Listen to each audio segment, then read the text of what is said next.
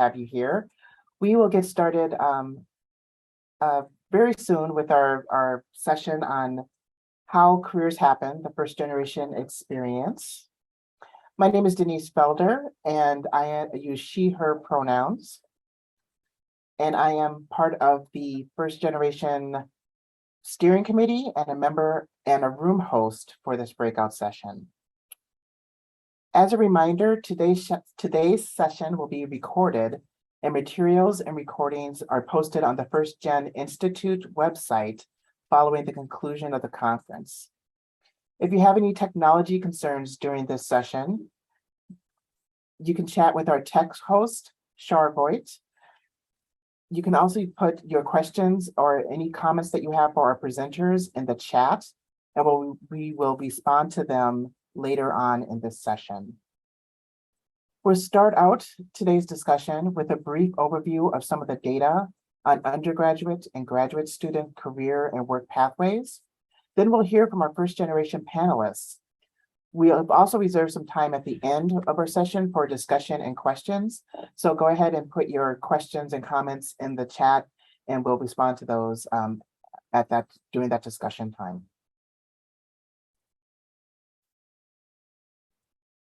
So I'm going to do a brief introduction of our panelists and our presenters today.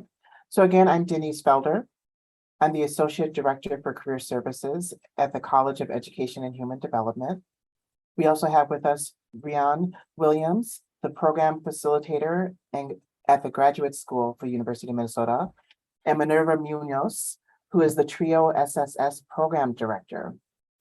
And our panelists for this session are Luis Allen, who is a Petroleum Remediation Project Manager at the Minnesota Pollution Control Agency, and Mei-Pa Yang, who is a Business Advisor at Northside Economic Opportunity Network. So as we get started, we will talk about our framework for the work that we are talking about today.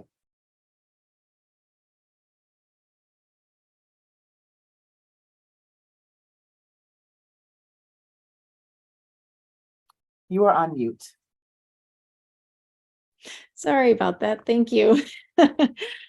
So, hello, everyone. Thank you for coming today. We just wanted to give a little bit of an overview on the framework. The framework that we are using comes from the NIH Education Department, and it provides us a way to think about potential stressors on a student's academic journey. And if we work to understand a student's experience and ensure an inclusive supportive practices in each of these 4 areas, more likely to reduce stress and ambiguity in the student's academic world, supporting the student's overall well-being. So this presentation will be focusing on career and work pathways and aspects of first-generation college students' well-being. And what we've learned thus far from both larger scale data sources as well as directly from our first generation college students who have both gone through their academic journey at the University of Minnesota. So much of the literature of first generation college students discusses the challenges of navigating and trying to figure out the hidden curriculum. And the hidden curriculum is thought of as knowledge and skills about what matters for student success, but aren't explicitly taught or explicitly supported. And that explicit is really important because oftentimes it is implicitly there, but many students who have not had the prior knowledge base don't know how or what that is. So it's the main outcome of sharing these data and first generation perspectives with you today. And so it's a challenge each individual in their own role to critically look at what is presented and discussed and ask yourself, in my unit, are there aspects noted and discussed explicitly with students on a regular basis? So listen to what students share and try and take this back and apply it to your own unit so we can better support our first generation college students, as well as thinking about it from a universal design framework. What we do in support for our first generation college students is benefiting all students.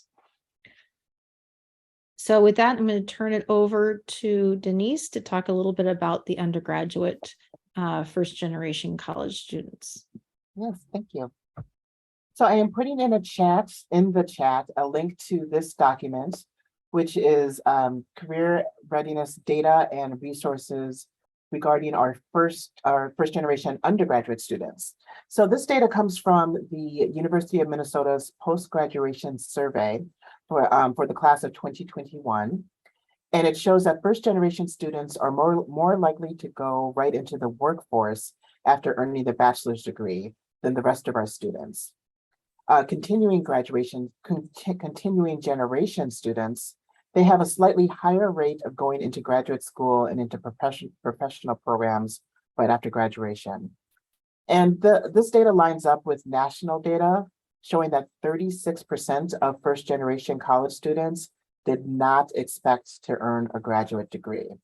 So a little more than a third of all first generation graduate students who get their undergrad degree do not plan to go to graduate school nationwide, while around 32% of continuing generation college students did not plan to go to graduate school. So that rate is always a little bit higher for first gen students.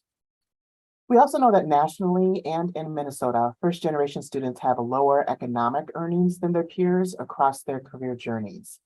However, this post-graduation survey results that you're looking at shows that first generation University of Minnesota graduates who responded to this survey have slightly higher salaries than their peers.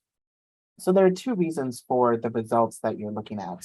The first is that the careers that first generation students go into have higher wages for entry-level positions and do not require a graduate degree in order to get hired. So you can see that the top employment job functions for first generation students are in marketing and in finance. These are two high-paying career fields. We do not have data on what the long-term earnings are for students, but we can look at labor market information to find out how much people are earning 5 years or 10 years after graduation, as compared how much the first generation students are making compared to continuing education graduates. So what you're looking at right now is that first destination data. The other reason why this data is showing first generation students are making more money than their peers is because the post-graduation survey itself is self-selecting. The people who respond to the survey are more likely to be happy in their current situations and with their income, and therefore are more likely to report that in a survey. Whereas recent grads who are still looking for the right opportunity for themselves or are disappointed with their economic status are less likely to respond to this post-graduation survey. On the second page of this document are actions we all can take to support undergraduate students to participate in high impact experiences during their time here at the U. And these experiences help them to build skills and experiences that they will need to be successful in their careers and have long-term economic viability. And also, most importantly, to help them to find the support that they need, that we all would love to have while they're at the U and as they are exploring careers. If you have any questions about the outcome data, please put it in the chat and we'll respond to any questions or comments that you have later on in this session. Next, we'll hear about how the career outcomes of our first generation graduates, we'll hear about the career outcomes for our first generation graduate students. Thank you, Denise. So for the graduate first generation college students in grad school, I'm going to briefly touch upon a few highlights that we've gleaned from several different data points that we've collected in the graduate school around first generation college students in graduate school and their perspectives. And I know that's quite a mouthful, but we specifically differentiate first generation college students in graduate school to first generation graduate students because they're two separate populations.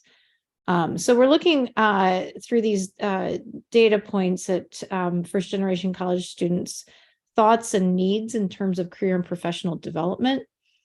And just to reiterate, some of the themes that came out are not that much different from the majority population. So it's just, again, evidence using that universal design framework that we need to change our practices to better meet the needs of first gen students, but that all students are benefiting. And so the first, I just want to share a couple key demographic pieces just to kind of orient individuals around our graduate population. So we have about 4,800 PhD students and about 2,100 masters. And of that, there's about a quarter that identify as first generation college students at the PhD level, and about half that identify as first generation college students at the master's level. And also, additionally, just pointing out that within the first generation population, the majority of low income fall within that intersecting identity. And I point that out because the experience of individuals who are identify as low income, which is the Pell eligible, consistently across our grad seru have noted lower satisfaction in all areas in the grad seru. So it's a group of individuals whose experiences we really, I think, need to really think about focusing. It's like a subpopulation of the first generation college students, but it's just something to think about as we are listening to different experiences shared here. So I'm just going to briefly highlight 4 key themes that came out from the graduates, first generation college students, grad students. And the first is around the hidden curriculum. And it's just students talking about, in terms of their career and professional development, that they just even understanding how to network. So they know they might need to network, right? But what does that look like? How do they engage in a job search process? How do they apply or interview for jobs?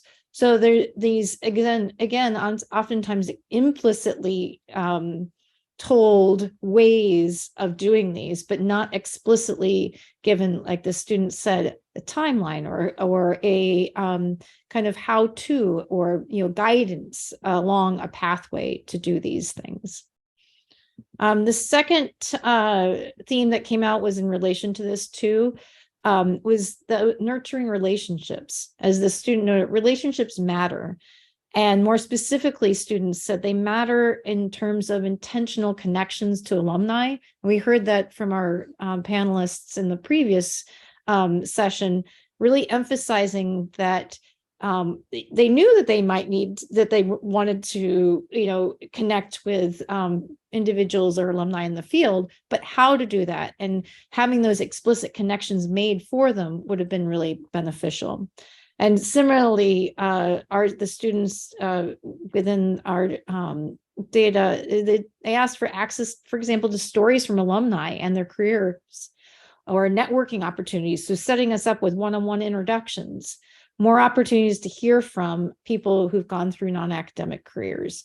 And that's particularly unique, I think, to grad population, is this idea of really supporting students' career pathways in the non-academic realms. So for example, industry and nonprofit work and government.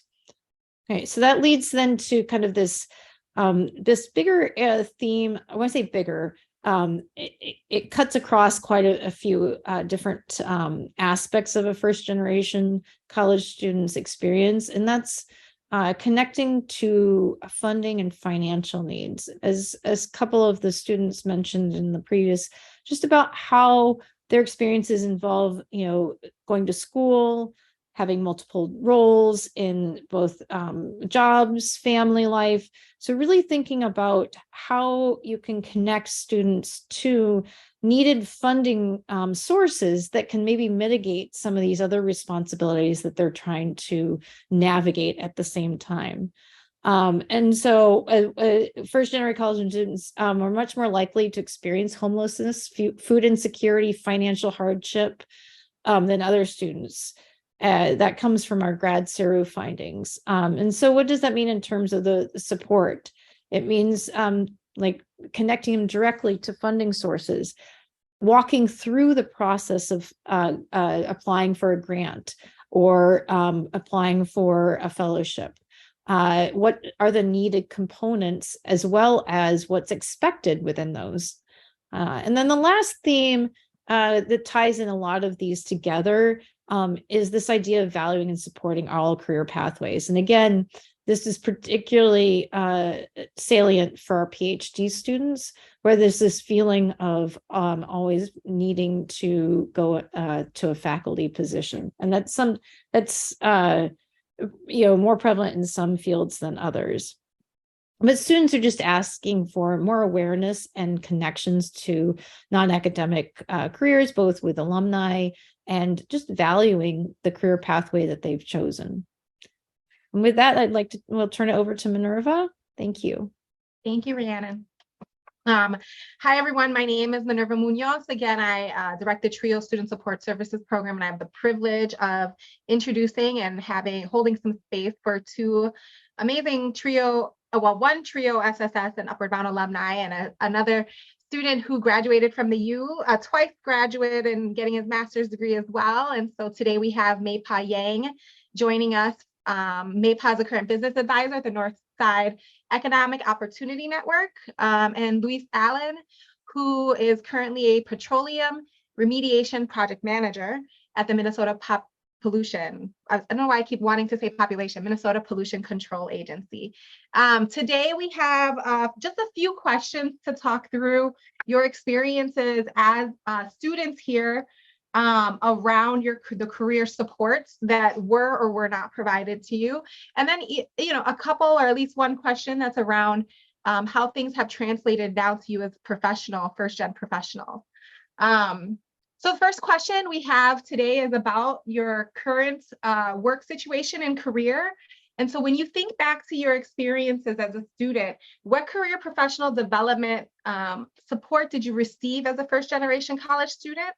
And what do you wish your college department or institution had done differently to prepare you? Then, I'm sorry, Rhiannon, if you're whoever is operating there you go. Thank you for the panelist. Luis, did you want to take that one? Sure. So I think for me, my experience through college was a non-traditional experience. And I also did a career change, complete career change. And so when I think about my experience as a student, it was that of a non-traditional student. And so I think for me, it was really important to have support for that. And I feel like I had to work to support my family as well. So I didn't go to college in a linear way. And so I that's one thing that my experience was like. And so for me, one of the things that was really important about receiving support was from my professors. And so during my bachelor's degree and my master's degree at the U, I did feel that professors were really passionate about what they taught and what they, really supporting the students and myself as well as what my ideas were, what I wanted to do. They really were interested in learning that. And in my college that I attended at the U, we have an assigned advisor. So each student gets an advisor that is assigned to them already, and so that was really helpful as well. And as far as what I want my department to do differently is, for me personally, is if they could establish a group or a dedicated group for first-gen students at every college at the U, right? That where you could just talk about, your situation or learn from others about what they have done. That would be great. It was really difficult for me to I was really encouraged to apply to graduate school, but at the same time, I had all these barriers to that, including the application process. It was really difficult for me to just even start the application process to graduate school. There are so many barriers, I feel, to first-generation students that other students don't have. So that would be important for me. It's can you include that into the curriculum somewhere, on your foundational classes about what graduate school might be? That's really helpful. Thank you. Maypa? Yes. So, as we said earlier, my name is Mei Pa Yang, and I am a business advisor at the Northside Economic Opportunity Network. I would say my current career right now and how I transit, or like from school, from college to here now, I would say what helped me the most as a first generation student was being connected with a lot of students who are also like me, in the same boat as me. I would say I felt very lonely being the first generation student in my family to go and not knowing anything about college, but having my peers who are also in the same boat, and we would come together and share and just talk, have study groups together, and really helped. But I had that before going into college, meaning, so I was a part of Upper Bound, which Minerva was then director of. And I had friends and friends in there who are now lifelong friends who we went through college together, the first generational experience together. And we were there to support each other, have study groups together, but we also pushed each other. So I would say definitely piggybacking off of what Louise said, like if there was any support that the faculty members at the U of M could have done more of, was creating those spaces where I could meet more first generational students with more with different backgrounds who could potentially help me transitioning better. I would say the services that I took from the U of M, were I definitely went to the career services when I was trying to figure out my major. I definitely used that resource, and that was helpful in understanding what are the vast opportunities there are out there. But that was kind of like a double-edged sword, because then I had all of this whole list of careers I could go towards, but then there's nobody at home who understood what these careers meant, or where they could have, what they mean, what are the workloads like, what is a career path for them. And so I remember going to or taking that test about what my interests are and whatnot, and then bringing it home to my mom. And she looked at me and said, I don't know what this is. I don't know what this is. And I asked her, like, what do you want me to do? Which one should I do? And she had no idea as well. And that made it really hard and a little lonely. And so I remember my friends and we kind of all just looked at our majors and we're like, okay, what are we going to do? And we I would say appreciated those friends and those first generational peers who were able to walk through that process with me.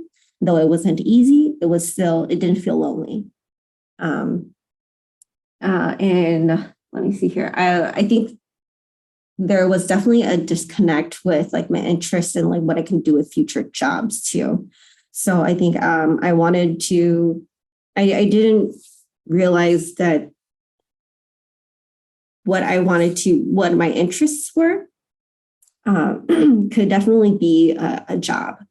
And so I didn't find that until I started engaging with peers around who are also first generational students. I joined a student organization who had a lot of those opportunities for me to learn about job opportunities in the community, as well as just engaging with the community.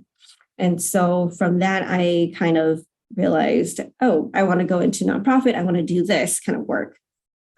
And so I would say, like, definitely if the faculty members or the U of M can do some sort of that connection of placing those opportunities in front of student organizations or engaging the student organization and the career centers together, maybe that would have made the transition a little easier for me as well.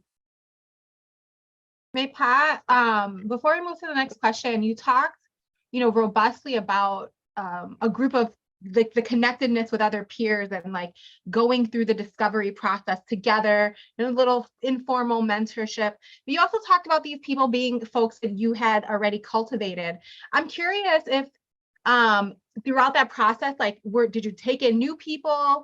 Like how did that friend group grow and continue? Because not everybody, I think, has that privilege of coming to this big institution with a cohort of people. And then similarly for Louise, like, was that similar for you in your path? And if not, how did you then cultivate community for yourself?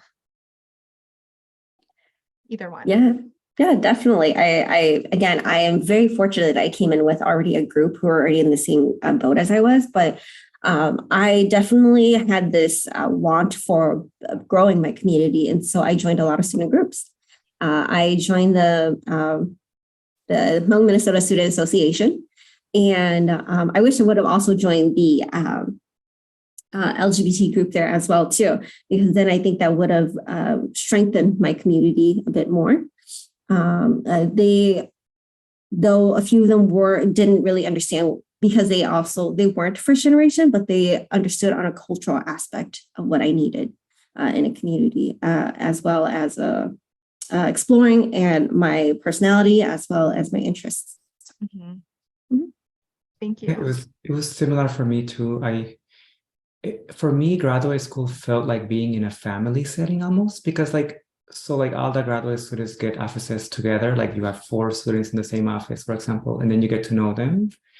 And although they may not be first generation students, or they may not be a person of color or LGBTQ like myself, they are human and they have these other connections you can build with. And so for me, the connections were there. And so that helped me get through graduate school. It was kind of hard sometimes, because most of them were, for example, to find a student who was a student of color was kind of difficult. And so it was kind of hard in that aspect that, they may be sympathetic to your experience, but not empathetic to the experience. So as Maypa said, that's important, to have someone like that.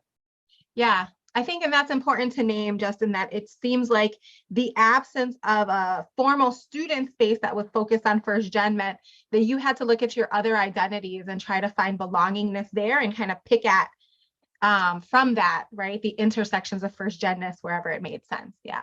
Thank you. So the second question that we have is around, your career professional development support from advising and faculty.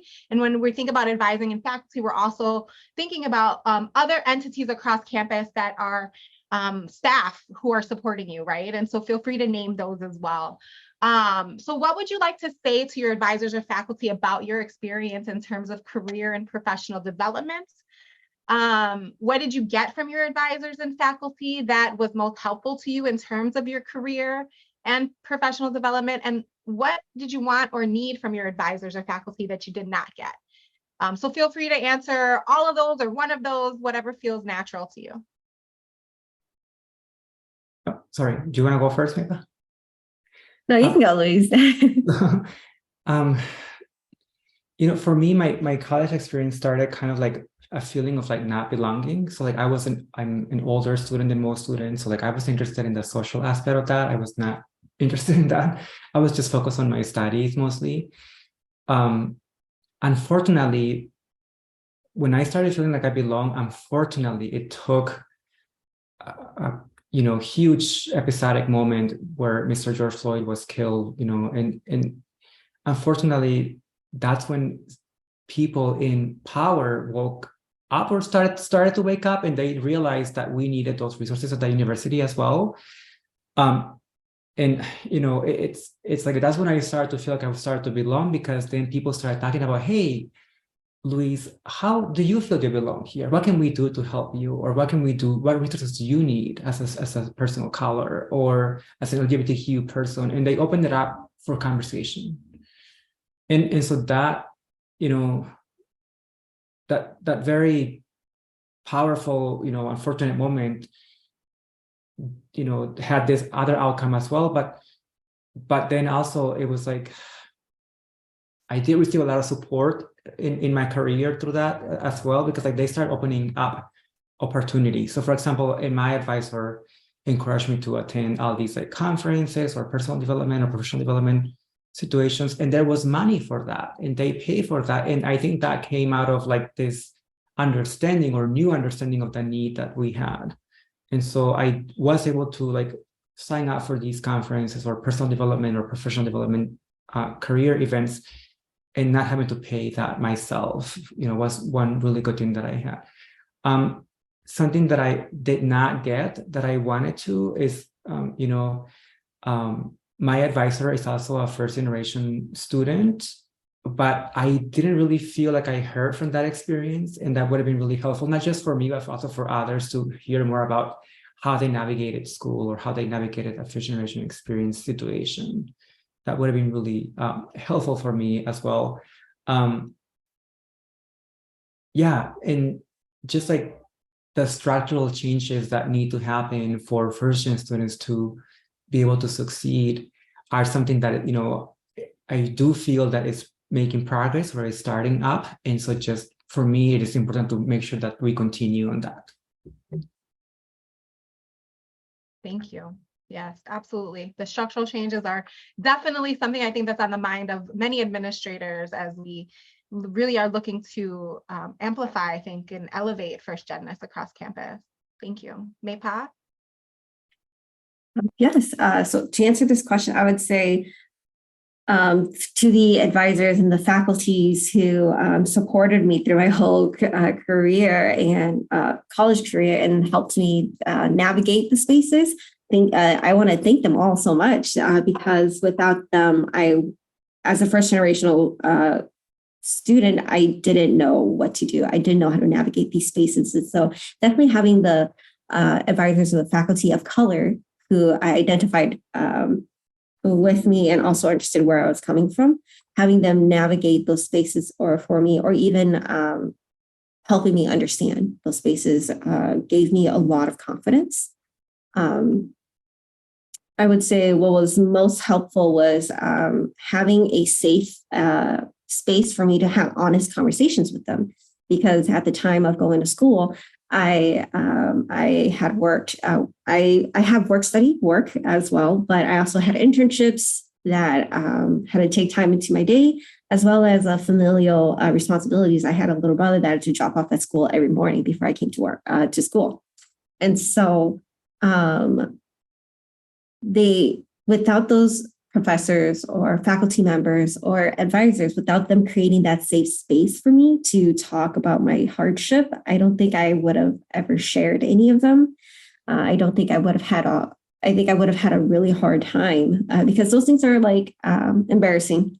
For lack of better words, they're embarrassing to talk about, or because you didn't have peers or you had white peers who didn't have to go through that or who didn't have to worry about those things. And so it was embarrassing to talk about, but then having those faculty members who created those safe space and who also opened up and say, hey, I know that I'm seeing that you're struggling in this.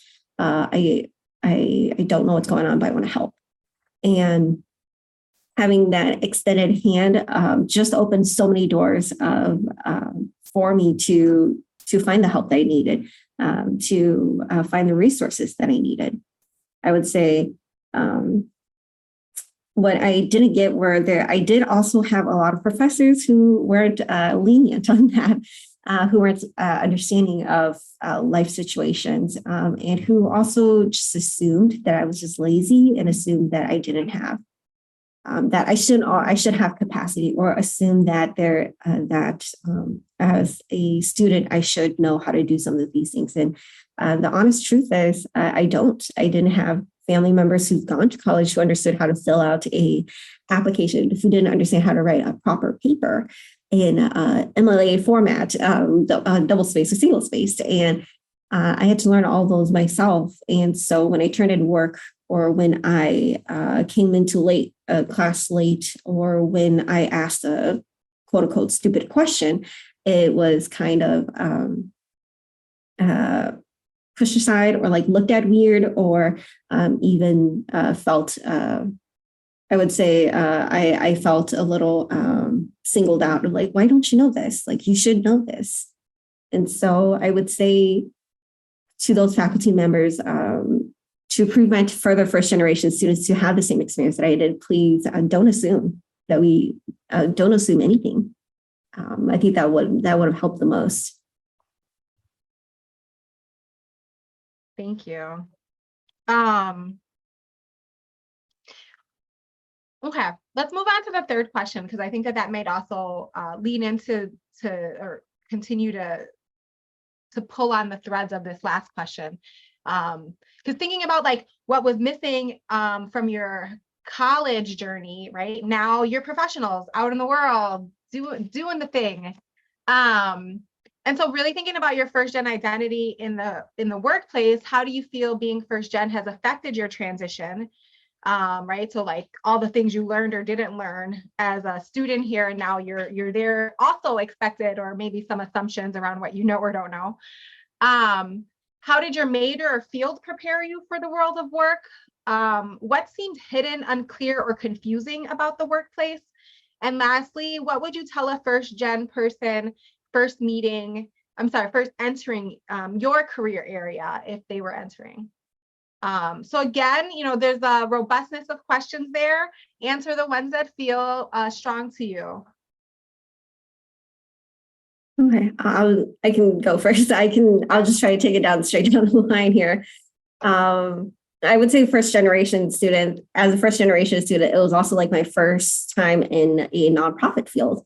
My family didn't know what nonprofit is. Heck, there was no word for nonprofit in my language. And so I didn't know how to explain it to my mom that I'm working in nonprofit. And so I would say there were a lot of firsts. But I think because I had that peer or that support group or that community that I built in college, I didn't feel so alone. I felt like I had a community to still go back to and talk to. I am very fortunate that I found a career in my major. My major was business and marketing education. And so I am working in a nonprofit that teaches entrepreneurs how to build up their businesses. And I specifically work with a lot of entrepreneurs to help them build their social media platforms. And so it went right in line with what I was doing. And I felt passion from it. I wanted to I wanted to help level the playing field for my clients, as well as people who come to me for that kind of support. And so that was a passion of mine, and I was able to still find it in nonprofit work. I think what seemed hidden or confused or unclear that I wished I was like prepared for was the burnout. Nobody tells you about burnout in college. I mean, you feel it towards the end of college year, but then nobody tells you, or I don't think we really had those conversations until we were in work and then we found the language for it. I would say also addressing prejudice because there are some biases that exist in the workforce. I went in not a little naive, not understanding, this exists here too.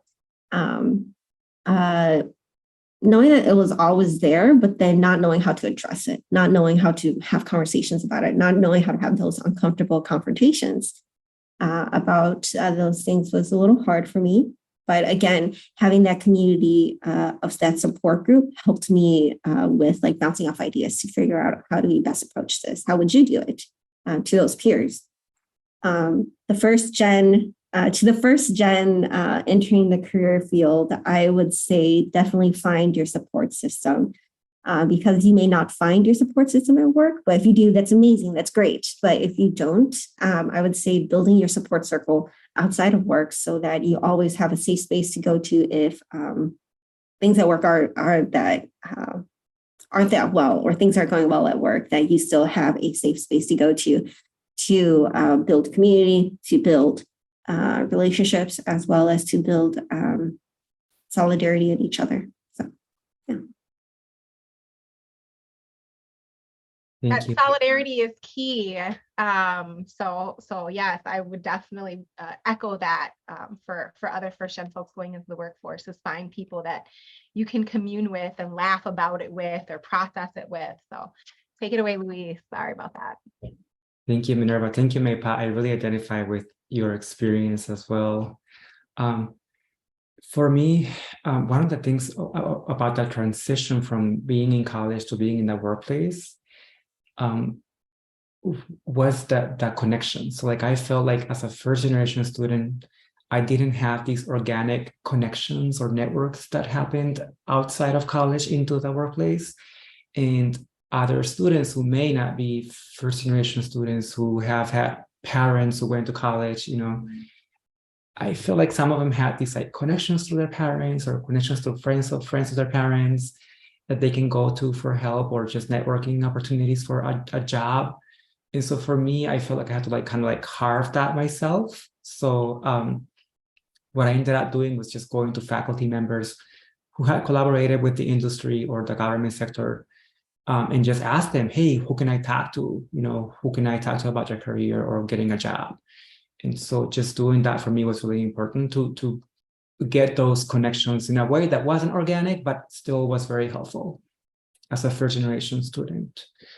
Also, like just like this transition that you have in like having to do your resume, I feel like it was really important for me to be able to determine my own value. Like when somebody looks at my resume and decides they're going to throw it away or they're going to keep it, like I get to determine my own value. And that is really hard sometimes for a person of color or an LGBTQ person such as myself. You have been put down before, and then you have no value per se, and then you get to determine that value and you accept that value that you have and go for that.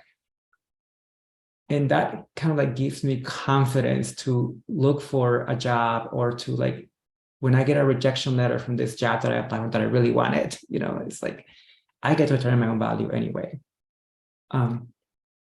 So that's one thing that I wish that, or that I wanted to know more about, just getting to do that.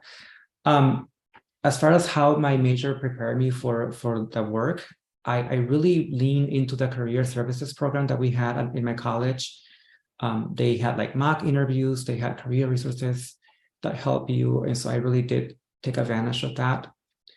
And then as far as like when I got a job, so like I am at the Minnesota Pollution Control Agency, and there's this like culture that you walk into that you are unaware of, like that I was unaware of, and like there's this way that you do work, or a way that you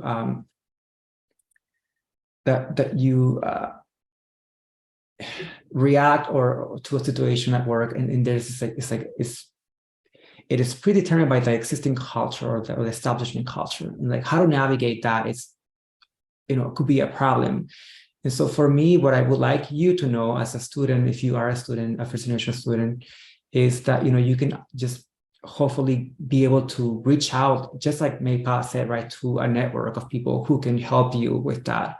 So in my case, at NPCA, at Minnesota Pollution Control Agency, we have an LGBTQ group that I became a part of right away coming in.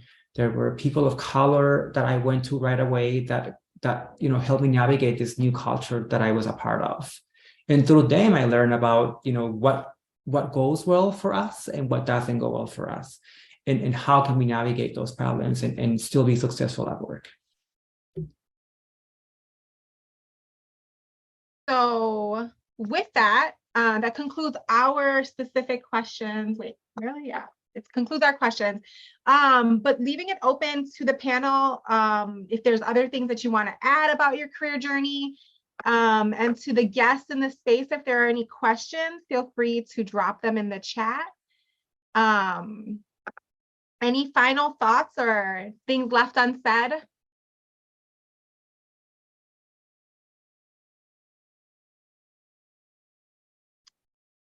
So we have a question from Carolyn Vu, who's asking, first saying, thank you for sharing your stories and insight.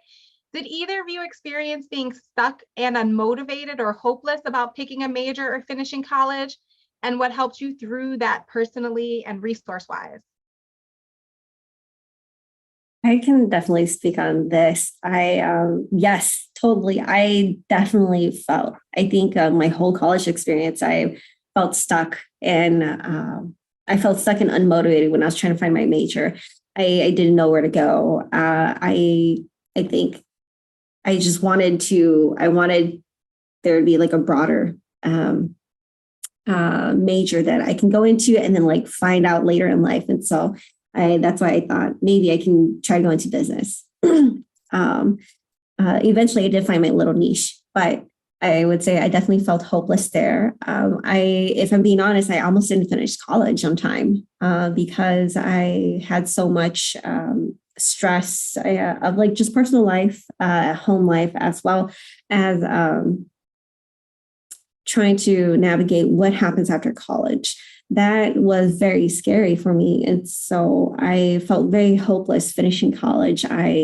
My grades started dropping, and it was that support group that I talked about, that student support group that really held me accountable. It's like, hey, we want you to finish. So please take this time to go finish. And so they would literally kick me out of Hangouts and like, go study because we want you to graduate on time.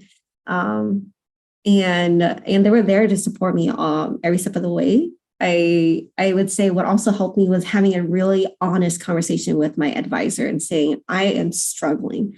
I need help. I don't know how to finish this. And having them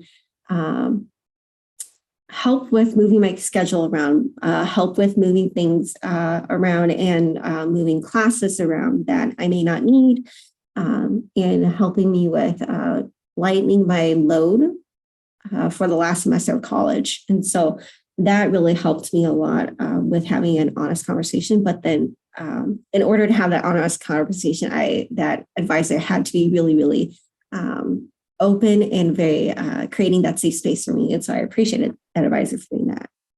Yeah.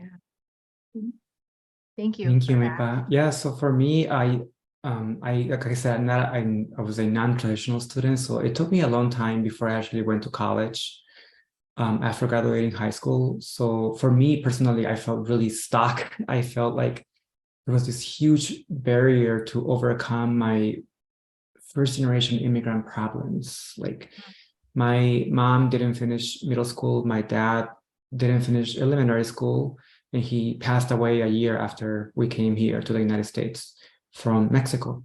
And so I had to work, and I just, going to college was just not a thing for me at the beginning, in the first few years after I graduated high school. It was a very hopeless feeling. It was a horrible feeling, I would say. I had to basically just carve my own path to college. It was really difficult. But I would say that one thing that I would say is just never, ever give up. You know, you can do it. And if you just don't give up, eventually you will be able to do it. There was a student in my graduation class who was, so I was in my 30s when I started my college career at the U, and there was a student who was in his 50s, and I met another student who was already retired, and she was in college with me. And, you know, I would say to you, never, ever give up. If you can do this, if you really want it, you can do it. And hopefully now, you know, after this situation seems to be changing and start making structural changes, right? Hopefully there are more opportunities to come. Thank you. Any other questions from the guests here today? We also, Carolyn is following up with a thank you for your response.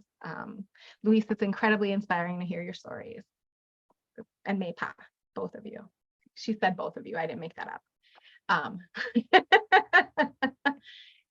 So I guess if there are no questions, I'm trying to count to 10 in my head, we can close out our panel for today. Wanting to thank our speakers who presented data, Denise, Rhiannon, thank you so much.